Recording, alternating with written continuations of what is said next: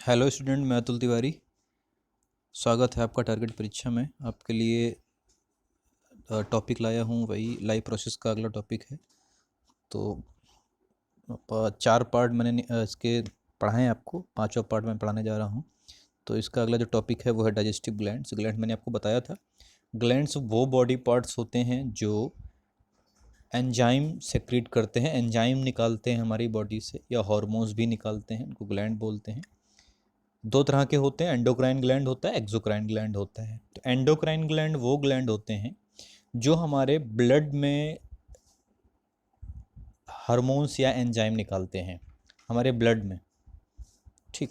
और exocrine gland जो एक्सो endo नाम से थोड़ा लग रहा होगा, एक्सो मतलब ऊपरी सतह पर, हमारे बॉडी की ऊपरी सतह पर जो भी चीज़ें, कोई भी, चाहे वो एंजाइम हो और चाहे हार्मोन्स हो, अगर निकालें हमारे बॉडी, जैसे कि स्वेट ग्लैंड होते हैं, जो स्वेट पसीना, वो भी हमारे बॉडी के ऊपर आता है।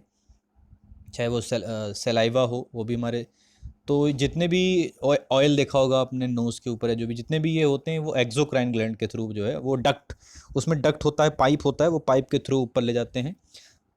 तो जो एक्सोक्राइन ग्लैंड होते हैं वो डक्ट ग्लैंड होते हैं, डक्ट वाले ग्लैंड होते हैं, जबकि एंडोक्राइन ग्लैंड जो होते हैं वो डक्ट लेस होते हैं, वो डक्ट, उसमें पाइप नहीं होती है, ठीक। तो ये चीज़ ध्यान रखिएगा। और फिर उसी का जो अगला टॉपिक है डाइजेस्टिव ग्लैंड। तो several gland produce digestive juice, है ना। ये डाइजेस्ट करने में हमारे फूड को हेल्प करता है, जो ये मतलब जो भी इससे जूस निकलते हैं। तो अब एक एक चीज़ ध्यान से समझिएगा इसमें। तो पहला इसका अगला जो टर्म है वो सेलेवरी ग्लैंड है, जो मैंने बताया था, gastric gland, liver gland, gall bladder है, पैनक्रियाज है, फ्यू ना कुछ नाम है ये आपको दिए हुए हैं, जहाँ जहाँ से हमारे वो ग्लैंड स्थित होते हैं, है ना। सेलेवरी ग्लैंड है, गैस्ट्रिक ग्लैंड हमारे पेट में, लिवर हो गया, गॉल ब्लैडर हो गया, पैनक्रियाज हो गया, ये जगहें होती हैं, ये ग्लैंड के नाम हैं। अगला जो टॉपिक है वो है salivary gland secrete saliva which initiate digested in mouth for itself। Saliva जो होता है वो स्टार्च को ग्लूकोज में ले आता है, उसको ब्रेक करके, ये हमारे माउथ में, माउथ कैविटी में पाया जाता है। अगला हुआ gastric gland, present in the wall of stomach, secrete hydrochloric acid and enzyme pepsin, ठीक। तो ये हमारे पेट में पाया जाना वाला होता है गैस्ट्रिक ग्लैंड। इससे दो चीज़ें निकलती हैं, पहला आपका हाइड्रोक्लोरिक एसिड होता है, एंजाइम पेप्सिन होता है। मैं आपको बता दे रहा हूँ इसमें कुछ चीज़ें कि एक चीज़ और होता है इसमें, म्यूकस। ये हमारे स्टमक में एक म्यूकस भी निकलता है। तो कुछ थोड़ी सी चीज़ें आपको बता दे रहा हूँ, बाकी डिटेल में आगे पढ़ाऊँगा। तो स्टमक, हमारे पेट में हाइड्रोक्लोरिक एसिड बनता है, जो उसके कुछ वर्क हैं, जैसे कि हमारा जो खाना है आता है, वो उसमें कुछ कीटाणु, जीवाणु, जो भी चीज़ें होती, माइक्रो ऑर्गेनिज्म होते हैं, उनको ब्रेक का मतलब उनको तोड़ता है, उनको ख़त्म करता है, सबसे पहली बात तो। और बहुत सारे इसके स्टमक के ऊपर ऐसे चीज़ें हो, मतलब इस जो ये पेप्सिन है ना, ये पेप्सिन यहाँ पे दिख रहा है, पेप्सिन को काम करने के लिए, खाने पर काम करने के लिए उसको चाहिए होता है एसिडिक मीडियम। वो एसिडिक मीडियम भी हाइड्रोक्लोरिक एसिड प्रोवाइड करता है। लेकिन अगर ये हाइड्रोक्लोरिक एसिड ज़्यादा हो जाता है, अगर किसी केस में हमारे पेट में, तो ये हाइड्रोक्लोरिक एसिड जो होता है इसको संभालने का काम करता है म्यूकस। क्योंकि अगर हाइड्रोक्लोरिक एसिड ज़्यादा हो गया तो हमारे वॉल्स को ख़राब करेगा, मतलब स्टमक की वॉल को ख़राब करेगा, ठीक। अगला, लीवर सिक्रेट बाइल्स, जी ध्यान रखिएगा, ये बहुत इंपॉर्टेंट टर्म्स हैं, टॉपिक हैं, इनको थोड़ा सा समझिएगा।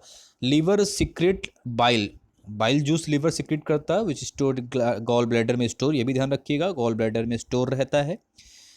बाइल जूस गॉल ब्लैडर में स्टोर रहता है। Bile helps the digestion of fat, fat के डाइजेशन में हेल्प करता है। अगला पेनक्रियाज है, pancreas secrete many digestive enzyme and its secretion is called a pancreatic juice. इससे पेनक्रियाटिक जूस निकलता है। तो ये इसको थोड़ा सा रखिएगा ध्यान में। और अगला है enzyme like trypsin,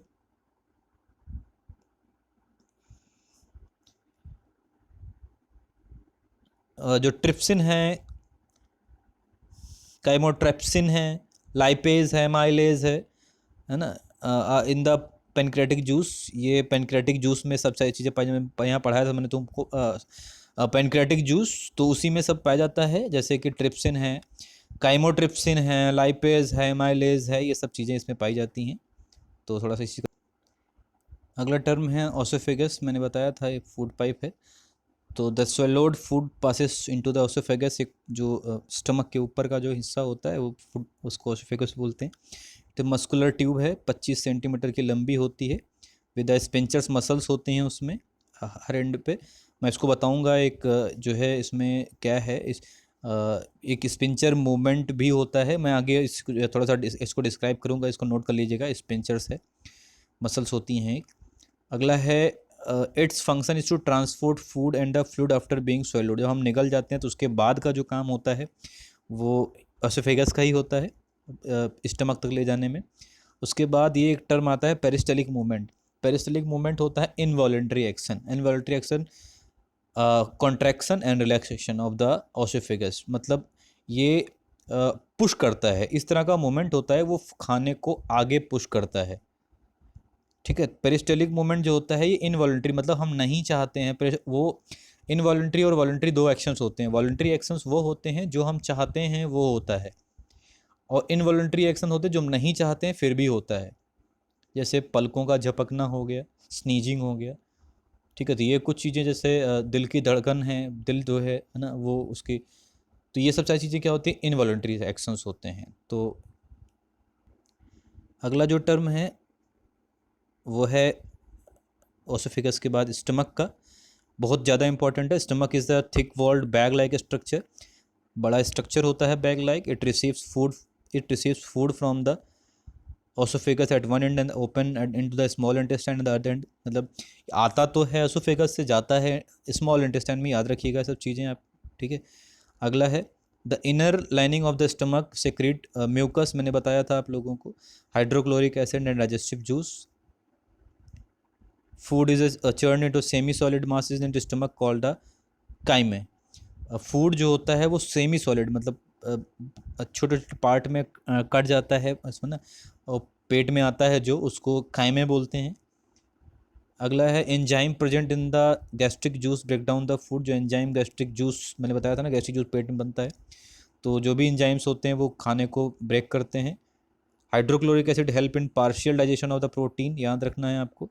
hydrochloric acid जो होता है प्रोटीन पे ज़्यादा एक्ट करता है, ऑल्सो किस द हार्मफुल बैक्टीरिया, मैंने बता चुका हूँ आपको मैं। Mucus secrete by the wall of the stomach resistance the action of, बता चुका हूँ इसको मैं, थोड़ा सा ध्यान रखिएगा।